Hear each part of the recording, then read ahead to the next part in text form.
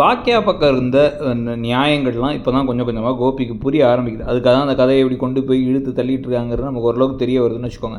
அதாவது என்னன்னா, முன்னாடி வந்து இந்த குடும்பத்துடைய நிம்மதியை பார்த்துக்கிறது, குடும்பத்துக்கு சோறு போடுறது, குடும்பத்தை கவனிச்சிக்கிறது, ப்ளஸ் வந்து பார்த்திங்க அப்படின்னா வேலைக்கு போய் எக்ஸ்ட்ரா பணம் சம்பாதிக்கிறதுன்னு எல்லாமே பாக்கியா தலையில் தான் இருந்துச்சு. எழில் அவருக்கு கையில் வந்து படம்லாம் பண்ணிகிட்டு இருக்குல்ல. செடியன் வந்து பார்த்திங்க அப்படின்னா வீட்டுக்கு காசு கொடுக்கறதுக்கு அவ்வளோ யோசிப்பார். கோபி வந்து ஏற்கனவே இந்த கம்பெனி நடத்த தெரியாமல் நடத்திக்கிட்டு இருந்தாருன்னு பல பிரச்சனைகள் இருந்துச்சு. அப்போ தான் பாக்கியாவோட வேலை அவங்களுக்கு ஒரு சுயமரியாதை கொடுத்ததோடு அவங்களும் வந்து நிறைய விஷயங்களை முன்னேறதுக்கும் ஹெல்ப்ஃபுல்லாக இருந்துச்சு. இப்போ ஆனால் வந்து அவங்க எல்லாமே செல்ஃப் ஃபுல்ஃபில் ஆகிட்டாங்க, எல்லாத்துக்கும் அவங்க வாழ்க்கையில் முன்னேறிட்டு இருக்காங்கங்கும் போது இப்போ கோபி நல்லவராட்டம் வந்து சந்தோஷமாக பார்த்தியா பிள்ளைங்களாம் வீட்டுக்கு கூட்டு வந்துட்டேன்னா ஒன்று நான் கேட்டேனான்னு கேட்குறேன்.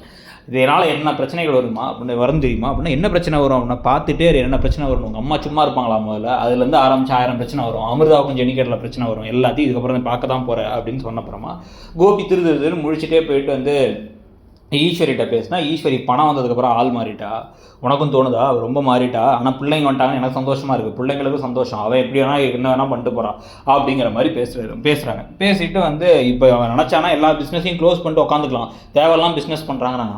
அவங்க வாழ்க்கையை பிடிச்சதை பண்ணுறதுக்கு இவங்க வந்து இப்படியே அட்வைஸ் பண்ணுறாங்களாமா. இப்போ எல்லோரும் சேர்ந்து ஒன்றா சாப்பிடும் பொழுது அப்படியே எல்லோரும் சாப்பிடுங்கன்னு சொல்லிக்கிட்டு இருக்கும் பொழுதே டக்குன்னு வந்து குழந்தைங்க டாபிக் வருது. நிலா தனியாக இருப்பா, அதனால் ஒரு குழந்தை பெற்றுக்கோன்னா, நான் தனியாக தானே வளர்ந்தேங்கிறாரு கோபி. நீ சின்ன வயசில் ரொம்ப கஷ்டப்பட்ட, அதனால் வந்து ஒரு குழந்தை பெற்றுக்கிட்டே தீரணும்டா, எப்போ குழந்தை பெற்றுக்க போகிறீங்கன்னு அமிர்தாவையும் எழிலையும் கேட்க அவங்க அமைதியாகவே இருக்க. பாக்கியா கோபியை முறைச்சோன்னா கோபி சாப்பிடும் போது பேச வேணாமேம்மா, அப்புறம் உட்காந்து பேசிக்கலாமான்னு அட்வைஸ் பண்ணி கிளப்பி முடிச்சிடுறாரு.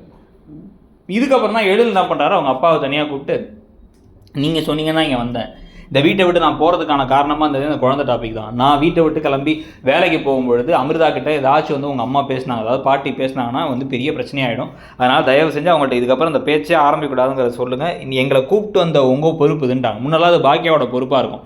இப்போ அந்த பொறுப்பை கோபிக்கிட்ட கொடுத்தா கோபி திருதுன்னு முழிச்சு அதை அவங்க அம்மாட்ட சொல்லலான்னு போனால் அவங்க அம்மா வந்து என்னடா என்ன விஷயம் அப்படின்னு ஒரு மாதிரி வந்து கேட்டே இருக்காங்க. இல்லை அதெல்லாம் எதுக்குமா இப்போ பேசிக்கிட்டுன்னு சொன்னாலும் கோவம் தான் பட போகிறாங்க, இதெல்லாம் பற்றி நீங்கள் நினைக்கிறீங்க?